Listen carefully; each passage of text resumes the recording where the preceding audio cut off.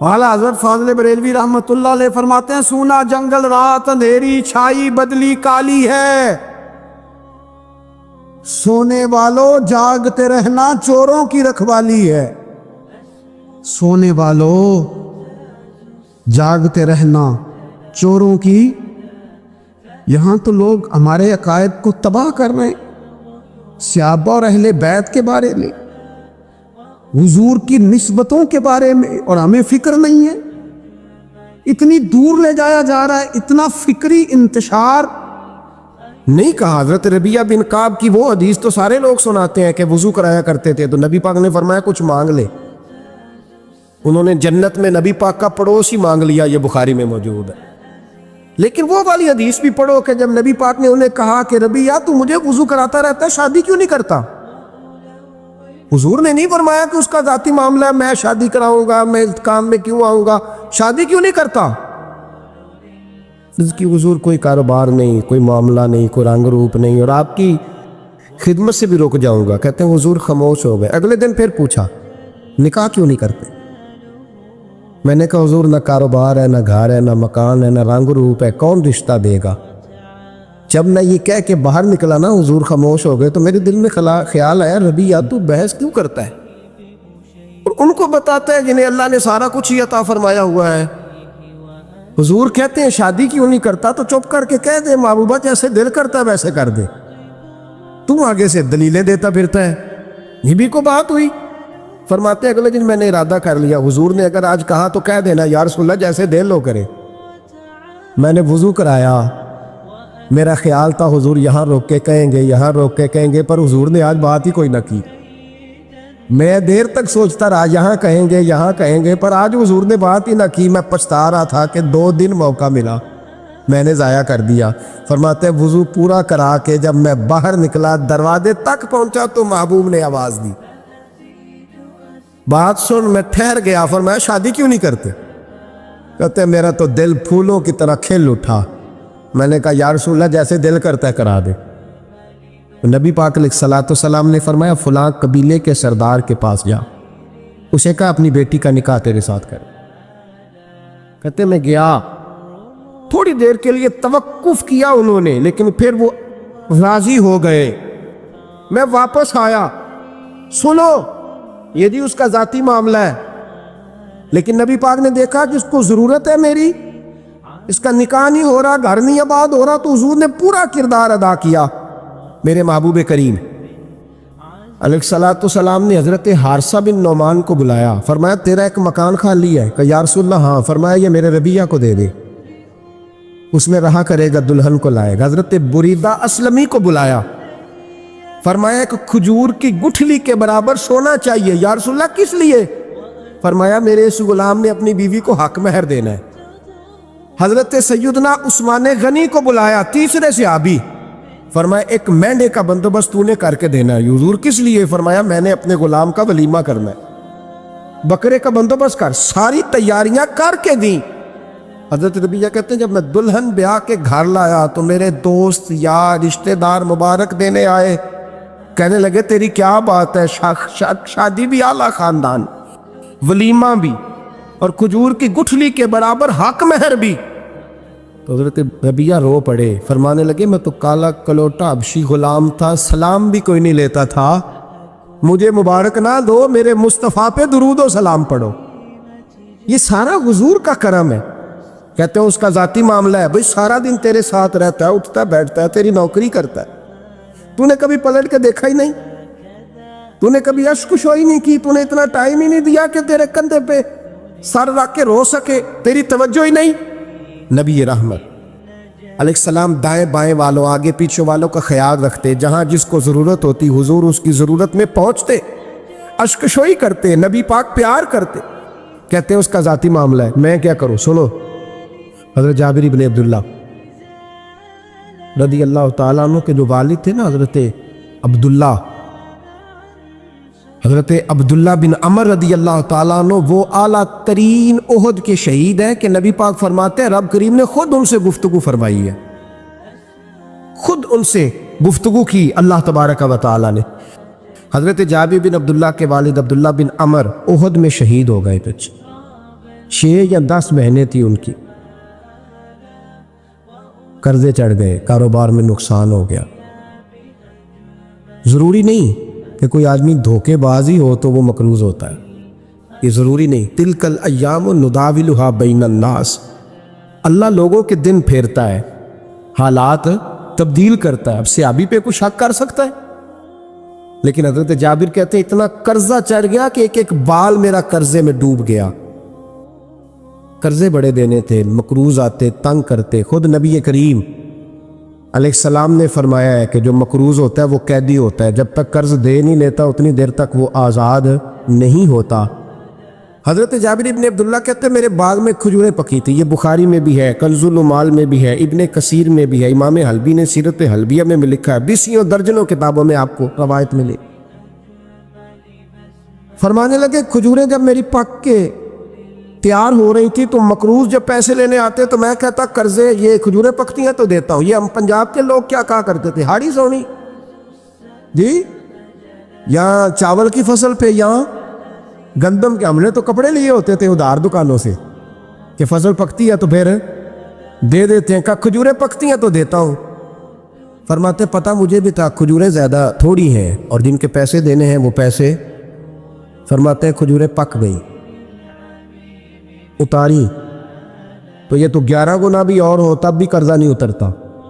کہتے ہیں میں نے دوستوں سے، یاروں سے، رشتہ داروں سے، وہ جو کہتے ہیں نہیں کوئی حکم ہوا تو بتانا، پھر جس دن بندہ حکم بتاتا ہے اس دن کہتے ہیں آج سویرے ہی بچہ پیسے لے گیا، یہ تو 2 گھنٹے پہلے بتاتا تو تیرا کام، ہنس رہے ہیں آپ بیچ بیچ میں سے، 2 گھنٹے بس لیٹ ہیں آپ، بلکہ کئی تو پونے گھنٹے کا ٹائم دیتے ہیں، کہتے ہیں پونا گھنٹہ پہلے تو آ جاتا تو تیرا کام بس، اور جب بھی آپ فون کرو سے اگلی دفعہ کرے تو پھر شاید آدھے گھنٹے کا ٹائم دے دیں کہ آدھا گھنٹہ ہو گیا تو لیٹ ہو گیا، ورنہ کام بالکل تیار تھا۔ اور ہمارے زمانے میں تو دوستی قائم رکھنی ہے تو صرف اس سے رہ سکتی ہے جسے آپ کام نہ بتائیں، حالانکہ اس دوست کا کیا مطلب، دنیا تے جو کام نہ آیا اوکھے سوکھے ویلے، اس بے فیضے سنگی کولوں بہتر یار اکیلے، کیا مطلب ہے، کام بتایا تو رفو چکر ہو گیا، منع کیا ہوا اس بات۔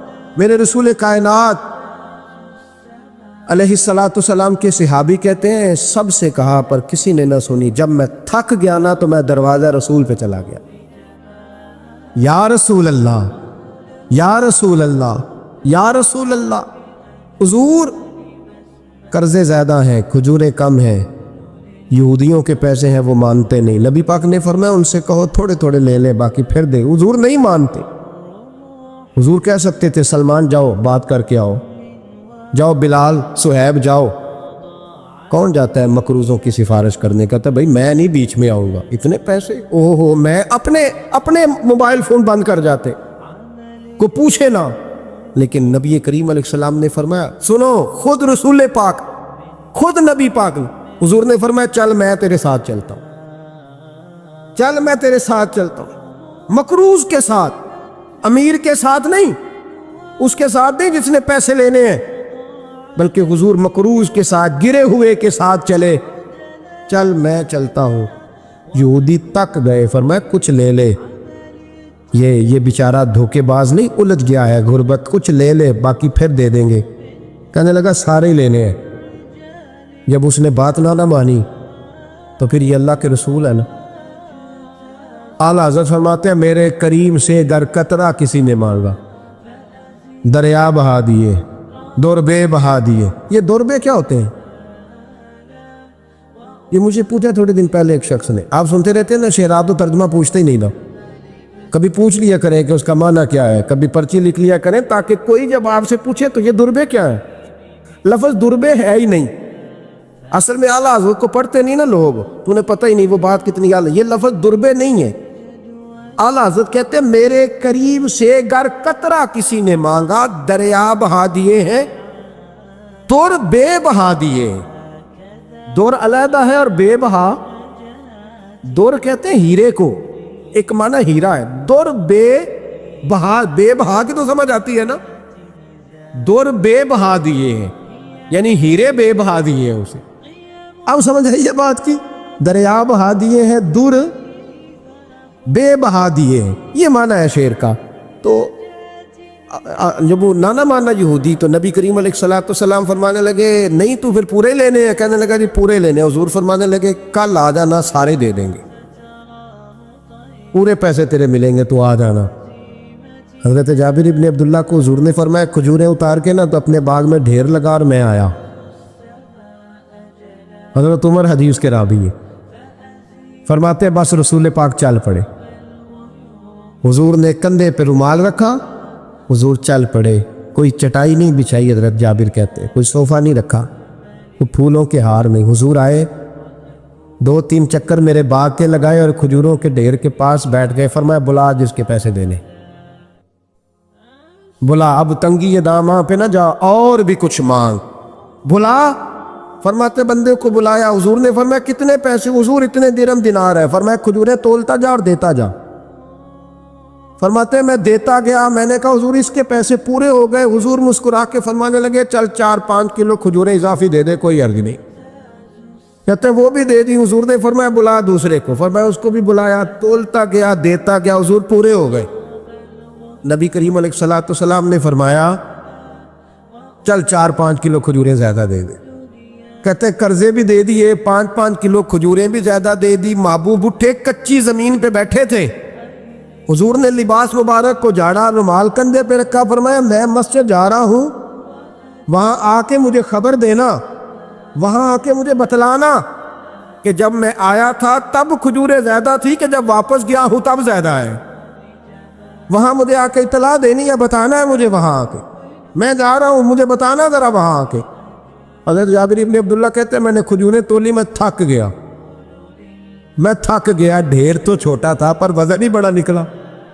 کہتے ہیں میں تھک گیا، جتنی دی تھی نا اس سے زیادہ تول کے باقی پڑی رہنے دی۔ میں مسجد میں گیا، ذرا لفظ سننا حدیث کے، کہتے ہیں مسجد میں گیا، جا کے عرض کی یا رسول اللہ میں تول آیا ہوں، جب آپ آئے تھے تھوڑی تھی اور جب واپس آئے ہیں تو کئی گنا بڑھ گئی ہیں۔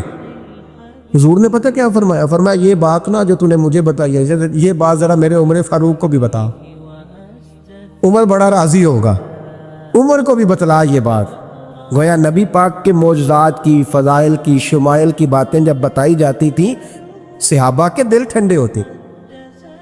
عمر کو بھی بتا، عمر راضی ہوں گے۔ جناب جابر ابن عبداللہ رضی اللہ تعالیٰ عنہ فرماتے ہیں میں حضرت عمر کے پاس گیا، میں نے کہا عمر میری یہ رائے تھی کہ جتنی میری کھجوریں ہیں 11 گنا اور بھی اتنی ہو تو پھر بھی قرضہ نہیں اترتا، لیکن سارے قرضے بھی اترے، 5-5 کلو کھجوریں بھی زیادہ دے دی اور پہلے سے زیادہ کھجوریں پڑی ہیں۔ تو کہتے ہیں حضرت عمر کی آنکھیں روشن ہو گئی، چہرہ مسکرانے لگا، کہنے لگا تو اب بتا رہا ہے نا، اب واپس آ کے رزلٹ سنا رہا ہے، تو صحابہ سے پوچھ لے جب نبی کریم گئے تھے تو میں نے اسی وقت کہا تھا، حضور کے جاتے ہی میں نے کہا تھا اب دیکھنا رب کریم جابر بن عبداللہ پر ساری ہی رحمت نازل فرما دے، اللہ ہر قسم کا کرم فرمائے گا، خیر ہی خیر ہو جائے گی، دیکھ لے میں نے پہلے بتلا دیا۔ میرے نبی پاک سلام چھوٹی چھوٹی باتوں کا خیال رکھ، چھوٹی چھوٹی چیزوں پر توجہ دیتے، خیال کرتے کس کو کس وقت کس چیز کی کہاں حاجت ہے، اس کی وہ حاجت پوری کی جاتی، اس کا دھیان رکھا جاتا۔ حضرت جابر خود فرماتے، یہ مسلم کے لفظ ہے، فرماتے ایک دفعہ میں حضور کے ساتھ جہاد پہ گیا تھا، میرا اونٹ کمزور تھا، میں پیچھے رہ گیا۔ ہمارے یہاں شرط لگتی ہے نا، اللہ تعالیٰ خیر فرمائے، ایک بھائی گاڑی خریدتا ہے پھر دوسرا چاہے زیور بیچے اس نے بھی خریدنی ہوتی ہے، ورنہ گھر میں گھسنے کی اجازت نہیں ملتی، بہت سارے خرچے۔ یہ جو جوائنٹ فیملی سسٹم ہے نا، اکٹھے جو ہاں بھائی رہتے ہیں 3 4 5 6، اس کے بہت سارے خرچے ضد کی وجہ سے بڑھ جاتے ہیں، اس نے کیا ہے تو لہذا میں نے بھی، ہوتا ہے نا جی ایسے، تو پھر اس ضد میں کو پیچھے پلٹ کے نہیں دیکھتا کہ چلو جو پیچھے رہ گیا اس کا بھی ہاتھ پکڑے ساتھ آ جائے، دوڑتے رہتے، اس میں بیچارے کئی تھک جاتے ہیں، کئیوں کے پیر دوڑ دوڑ کے سوج جاتے ہیں، بڑے مسئلے بنتے ہیں، لیکن پیچھے پلٹنے کو کوئی تیار ہے؟ اس دوڑ نے ہمیں تھکا کے رکھ دیا۔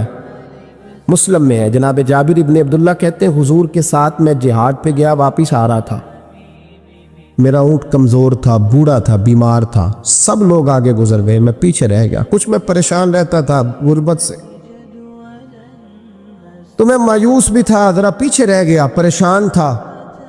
فرماتے ہیں نبی پاک نے نا 2-3 دفعہ پلٹ پلٹ کے دیکھا، ادھر دیکھو، میں نے اپنی زندگی میں بڑے لوگ دیکھے ہیں، وہ امیروں میں چلے گئے، پیچھے پلٹ کے انہوں نے غریبوں کو کبھی نہیں دیکھا کہ وہ ایک دوست ہوتا تھا ہمارا جو ماڑا ہے، غریب ہے، پلٹ کے نہیں دیکھا۔ کہتے ہیں نبی کریم علیہ الصلاۃ والسلام نہ آگے گئے، سب سے آگے، حضور نے 2 4 5 دفعہ نہ پیچھے پلٹ کے دیکھا۔ جابر ابن عبداللہ کہتے ہیں جب میں نظر نہ آیا تو میرے محبوب کا انداز کریمانہ دیکھیں، حضور اعلانیہ فرمانے لگے، بھئی مجھے جابر نہیں نظر آ رہا۔ بے خبر ہو جو غلاموں سے، واقعہ کیا ہے؟ واقعہ کیا ہے؟ یہاں ہمارے استاد جب یہ حدیث پڑھا رہے تھے نا، یہ حدیث پڑھا رہے تھے تو اچانک رونے لگ گئے۔ میں نے کہا حضور کیا ہوا، رو کیوں پڑے؟ تو کہنے لگے یار سوچتا ہوں جو محبوب جہاد سے واپسی پر اپنے غلاموں کو نہیں بھولے، وہ میدان محشر میں کیسے بھول جائے؟ وہ وہاں بھی پوچھیں گے فلانا کدھر گیا، فلانا کدھر گیا، ایک ایک کا نام لیں گے، حضور نام لیں گے ہماری موج بن جائے گی۔ نبی کریم نے پلٹ کر کے دیکھا، جابر نہیں نظر آ رہے، حضور ان کا اونٹ کمزور ہے، پیچھے رہ گئے۔ حضور نے یہ نہیں فرمایا کہ ذرا آہستہ کرو ساتھ، یہ نہیں فرمایا، بلکہ نبی پاک نے فرمایا تم چلو۔ قافلہ چلتا رہا، حضور نے گھوڑا پیچھے کی طرف موڑا، سب سے پیچھے آئے۔ جناب جابر کہتے ہیں پیچھے میرے پاس۔ اس حکمت کو آپ سمجھیں، حدیث کے لفظوں پر آپ غور کریں۔ ایک کہہ کے کہنا ذرا اس کو میرے پاس لاؤ، یہ بات اور ہے، ذرا آہستہ ہو جاؤ، وہ بھی ساتھ مل جائے، لیکن یہ معنی اور ہے کہ غریب جہاں بیٹھا ہے اس کے پاس خود چل کے جانا۔ حضور خود پلٹ کے پیچھے آئے اور فرماتے میں جو کہ پریشان تھا تو محبوب میری طرف دیکھ کے فرمانے لگے اس کو دوڑاتا کیوں نہیں، پیچھے کیوں رہ گیا؟ تو کہتے ہیں مایوس بندہ، پریشان بندہ کبھی کبھی وہ اس طرح بولتا ہے کہ جیسے کڑ رہا ہے، تھوڑا سا نا سخت ترش باتیں بھی کرتا ہے۔ کہتے ہیں میں نے اس عالم میں نا، میں نے کہا حضور اس قابل ہوتا تو سب کے ساتھ مل نہ جاتا، کمزور ہے، ماڑا ہے، مہران ہے، اور وہ بھی پرانی جو چل ہی نہیں سکتی، یہ کہاں یا رسول اللہ دوڑے گا، اس قابل ہی نہیں ہے۔ حضور اس قابل ہوتا تو قافلے کے ساتھ نہ ہوتا۔ کہتے ہیں حضور نے میری طرف توجہ فرمائی، میں باتیں کر رہا تھا اپنے اندر کی پریشانی کی، تو حضور مسکراتے جا رہے۔ حضور کے ہاتھ میں چھڑی تھی، فرمانے لگے ایسے ہی تو باتیں کر رہا ہے۔ نبی پاک نے اونٹ کی پشت پہ چھڑی لگائی اور فرمایا تو دوڑتا کیوں نہیں؟ بڑے ہلکے سے مسکرا، اوے تو دوڑتا کیوں نہیں؟ تو جناب جابر بن عبداللہ کہتے ہیں جو سب سے پیچھے تھا نا وہ سب سے آگے نکل گیا، وہ دوڑتا گیا، دوڑتا۔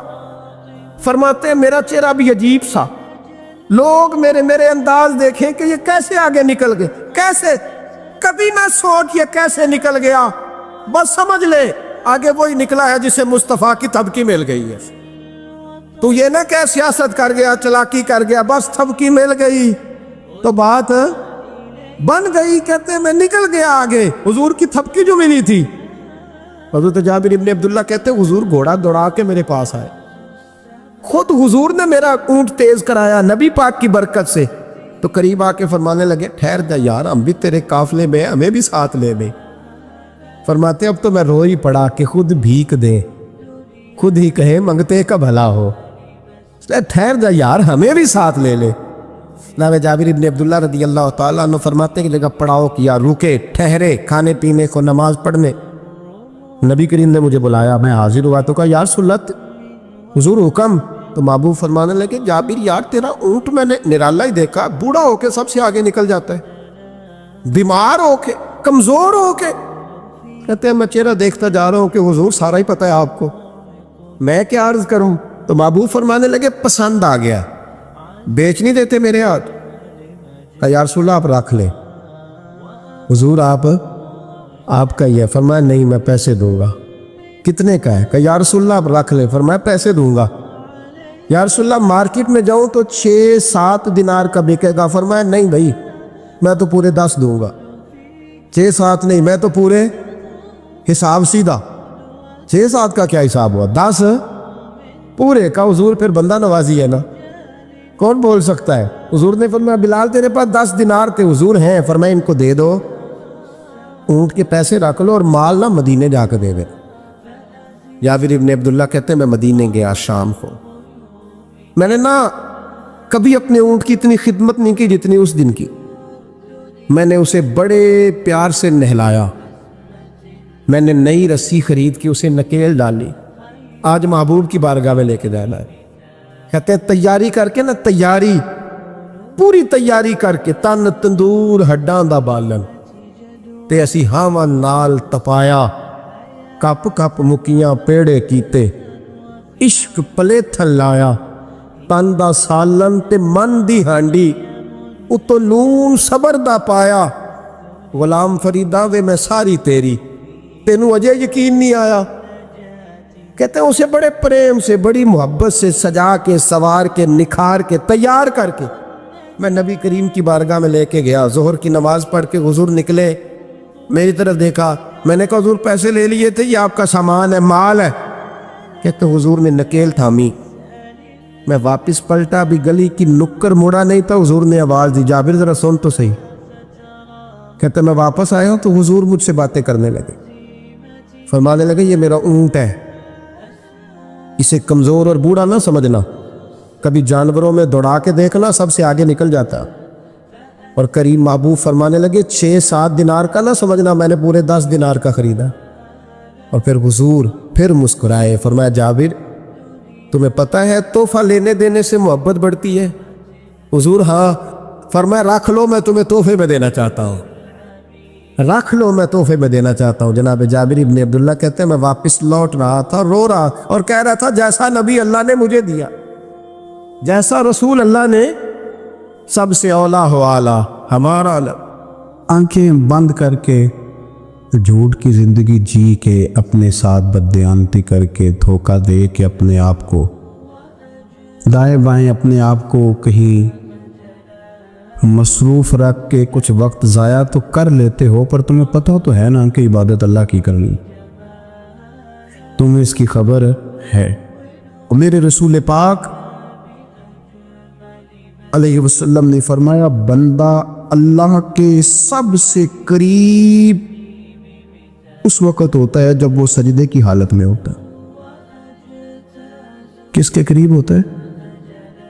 اللہ کے سب سے قریب ہوتا ہے، وہ بڑا نیڑے ہے رب کے، بڑا قریب ہے، اس لیے کہ وہ حالت ہے سجدہ میں، وہ جب سجدے کرتا ہے نا، اس کی بارگاہ میں جب جھک جاتا ہے۔ آپ ذرا سجدے کی کیفیت دیکھیں نا، زبان بھی یہاں ہے، آنکھ بھی یہاں ہے، کان بھی، عقل بھی ساری، اس نے سارا کچھ رکھ دیا سجدے۔ آپ وہ کبھی پیچھے جائیں تو دیہاتوں میں کہا جاتا تھا ناک سے نکیریں نکالو، بہت بڑی سزا ہوتی تھی نا، ناک سے نکیریں نکالو، بڑی سزا ہوتی تھی۔ تو اس نے کہا مالک مجھے کسی نے کہا نہیں، پر دیکھنا میں نے رکھ دی ساری عقل سجدے میں، اور رکھ کے کہا کیا؟ سبحان ربی یا اللہ، اللہ میں پست ہوں تو اعلیٰ ہے، اللہ تو میرا رب ہے اور تو سب سے اعلیٰ اتنا۔ اور فرمایا جب یہ اس کیفیت میں ہوتا ہے تو پھر یہ اپنے رب کے قریب ہوتا ہے۔ میرے نبی کریم علیہ الصلوۃ والسلام نے مصلی سے دل لگانے کا درس دیا، حضور نے توجہ دلائی، صحابہ اس ذوق کے حامل لوگ تھے، وہ کوشش کرتے تھے۔ جناب صدیق اکبر رضی اللہ تعالیٰ عنہ کا عبادت کا مزاج ہمیشہ قائم رہا۔ حضرت عمر فاروق ساری رات اللہ کے حضور کھڑے رہے۔ حضرت عثمان غنی رضی اللہ تعالیٰ عنہ عشاء کی نماز پڑھ کے 2 رکعتوں کی نیت باندھتے تھے، 15 سپارے پہلی رکعت میں پڑھ دیتے اور 15 سپارے قرآن مجید کے دوسری رکعت میں پڑھ دیتے۔ آپ نے نا حضرت عمر فاروق کے وصال کے بعد ان کی ایک بیوہ سے نکاح کیا، حضرت عثمان غنی نے نکاح کیا۔ وہ خاتون آپ کے نکاح میں آئیں تو عرض کرنے لگی امیر المومنین میرے لیے اعزاز تو بہت ہے کہ میں امیر المومنین کی بیوہ تھی تو امیر المومنین کی منکوحہ ہو گئی ہوں، لیکن حضور نہ تو میں جوان ہوں کہ میرے اندر رغبت ہوتی اور نہ میں اب اس قابل ہوں کہ کوئی خدمت کر سکوں، میرے ساتھ نکاح کی وجہ کیا بنی؟ عثمان غنی رو پڑے، فرمانے لگے میں نے عمر فاروق کو مسجد میں اپنے رب سے ڈرتے ہوئے دیکھا، میں نے اسے روتے ہوئے دیکھا، عدل کرتے دیکھا، انصاف کرتے دیکھا، امت کی خیر خواہی کرتے دیکھا۔ تمہارے ساتھ نکاح اس لیے کیا ہے کہ تم مجھے یہ بتاؤ کہ عمر فاروق گھر کے اندر اپنے رب کو کیسے راضی کرتے، گھر کے اندر کیسے راضی کرتے تھے، وہ طریقے بتلاؤ، تم بتاتی جانا اور میں بھی اسی طرح گھر میں عبادت کروں۔ جس گھر میں اللہ کا ذکر ہوتا ہے وہ گھر زندوں کا ہے، اور جس گھر میں رب کریم کا ذکر نہیں ہوتا وہ گھر زندوں کا نہیں ہے۔ گھر نہ ہم نہ کتابوں میں پڑھتے ہیں کہ بزرگ کہتے ہیں، حضرت فضیل بن عیاض کہتے ہیں کہ میں ایک گلی سے گزر رہا تھا تو گھر کے اندر کسی قاری صاحب نے قرآن کی آیت پڑھ دی، وَلِمَنْ خَافَ مَقَامَ رَبِّهِ جَنَّتَانِ۔ میں تو میرے کانوں سے ٹکرائی تو اللہ نے میری کایا ہی پلٹ دی، میں توبہ کر گیا۔ اب گھر کے اندر سے آواز آئے تو صحیح نہ تلاوت کی، پر اندر سے آواز آتی نہیں ہے، ڈیک بجنے کی آواز آتی ہے، یا ٹی وی چلنے کی آواز آتی ہے، یا دھوم مچانے کی آواز آتی ہے۔ عبادت کا وہ جو خاص شوق تھا، وہ جو حسن تھا، وہ جو توانائی، وہ جو بات۔ ایک جگہ پہ ہم بیٹھے تھے تو وہاں ایک صاحب آئے اور انہوں نے آتے ہی کہا کہ مہربانی کریں ذرا مجھے مصلی دے دیں، میرے میں کچھ نفل رہ گئے۔ تو میں نے وضو کر لیا تو کوئی مصلی مل جائے، مصلی انہیں دے دیا گیا، وہ مصلی لے کے چلے گئے۔ تو پیچھے ایک صاحب نے تبصرہ کیا، کہنے نے کتنا ریاکار بندہ ہے، لوگوں کو دکھا رہا ہے کہ میں نفل پڑھتا ہوں، ہے کو بات کرنے والی۔ میں نے اسے کہا، میں نے کہا تو مہربانی کرنا، اس طرح کی ریاکاری تو بھی کر، پکڑ مصلی اور جا تو بھی تھوڑی ریاکاری کر کے آ، اٹھ ذرا شکر کر، کوئی یہ ریاکار بھی ملا ہے، کوئی نفل پڑھ کے ریاکاری کر رہا ہے۔ اللہ کا میں کہتا ہوں کو پڑھے تو صحیح نہ، یا یہ کوئی دور ہے نفل پڑھنے کا؟ اس میں تو لوگوں کا مزاج ہی نہیں، طبیعت ہی نہیں۔ میں نے کہا چل مہربانی کر یہ دے مصلی اور تو بھی جا تھوڑی سی ریاکاری کرو تو صحیح نا، مزاج ہی نہیں، ذوق۔ جمعے کی نماز پڑھ کے یوں دنیا بھاگتی ہے، او ہو پتہ نہیں کون سی پیچھے آگ تھی جو بجھائی جائے گی۔ اور آج تک لوگ مسئلہ پوچھ رہے ہیں کہ جمعے کی بعد والی سنتیں کتنی ہوتی ہیں۔ میں نے کہا کتنے سال ہو گئے جمعہ پڑھتے، کتنے سال ہو گئے، ابھی تک سنتوں کا نہیں پتہ، ابھی تک نہیں علم کے پہلے کتنی رکھتے ہیں اور بعد میں کتنی رکھتے ہیں۔ فجر کی سنتیں کب پڑھنی چاہیے؟ سنو فجر کی سنتوں کے بارے۔ میرے رسول کریم سید عالم صلی اللہ تعالیٰ علیہ وسلم سے ایک صحابی نے پوچھا تھا، حضور میری فجر کی سنتیں رہ گئیں یا رہ جاتی ہیں تو حکم کیا ہے؟ کیا انداز ہے حضور کا؟ بخاری مسلم کے لفظ سنو، حضور سید عالم صلی اللہ علیہ وسلم فرمانے لگے، اس نے کیا پوچھا تھا؟ حضور جواب کیا دیتے؟ فرمایا فجر کی سنتیں کبھی نہ چھوڑنا، فجر کی پہلی 2 سنتیں کبھی نہ چھوڑنا۔ یا رسول اللہ صلی اللہ تعالیٰ علیہ وسلم میری رہ گئی ہیں، رہ جاتی ہیں۔ فرمایا فجر کی 2 سنتیں نہ چھوڑنا، فرمایا فجر کی پہلی 2 سنتیں مجھے دنیا اور دنیا کے اندر جو کچھ ہے وہ سب سے زیادہ پیاری ہے۔ فجر کی 2 سنتیں دنیا اور دنیا میں جو کچھ ہے مجھے وہ سب سے زیادہ پیاری ہے، اس لیے فجر کی سنتیں نہ چھوڑ۔ اپنا ذوق، اپنی طبیعت، ہم نے نا ذوق غلط بنا لیا۔ اگر 20 بندے کہہ بھی دیں گے تو نے بڑی شاندار تلاوت کیا تو کیا اس سے بنے گا؟ 100 بندہ کہہ بھی دے تیری کیا بات ہے، کیا بات ہے نعت خاں کی، کیا بات ہے علامہ صاحب کی، پیر صاحب کی، پیر مہر علی شاہ صاحب رحمۃ اللہ علیہ۔ آپ تشریف فرماتے تو آپ کے ایک ہی بیٹے بابو جی جن کو کہا جاتا ہے، جس دن صاحبزادے پیدا ہوئے تو خادم نہ وہاں سے نکلا۔ ان لوگوں کے شوق اور طرح کے تھے نا، تو ان کی توجہ بھی اپنے شوق کی طرف رہتی۔ تو خادم نکلا اندر سے، پیر صاحب مبارک ہو، پیر صاحب مبارک ہو، پیر صاحب مبارک ہو، پیر صاحب مبارک، شور کر رہا ہے۔ تو پیر صاحب کو وجد ہو گیا، اللہ اکبر، اللہ اکبر، اللہ کیا ہوا، کس چیز کی مبارک دے رہے ہو؟ اس کی حضور اللہ نے بیٹا دیے۔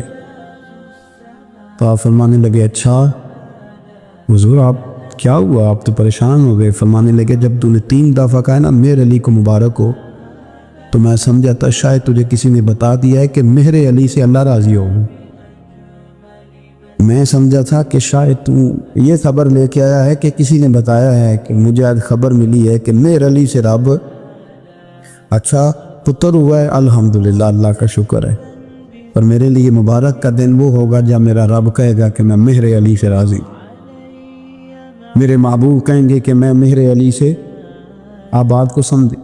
شوق ہی کسی اور طرف تھا، دل ہی کہیں اور لگا ہوا تھا، طبیعت ہی کہیں اور مائل تھی۔ کوئی وظیفہ پوچھتے تھے تو پڑھتے تھے وہ لوگ، کچھ اللہ اللہ انہیں بتائی جاتی تھی تو کرنے کا ذوق رکھتے تھے، طبیعت تھی، قائل تھے۔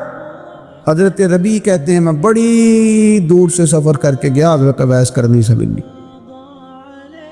بڑی دور سے، اور جب میں پہنچا تو فجر کا وقت تھا، تو حضرت اویس کرنی کو میں نے پا لیا، تو وہ نماز پڑھ کے نا قرآن شریف لے کے بیٹھ گئے۔ فرماتے ہیں اشراق چاشت کا وقت ہوا تو نفلوں کی نیت باندھ لی۔ محدث ابن الجوزی نے لکھا ہے، فرماتے ہیں پھر جب زوال کا وقت ہوا تو مسجد میں جھاڑو دینے لگ گئے۔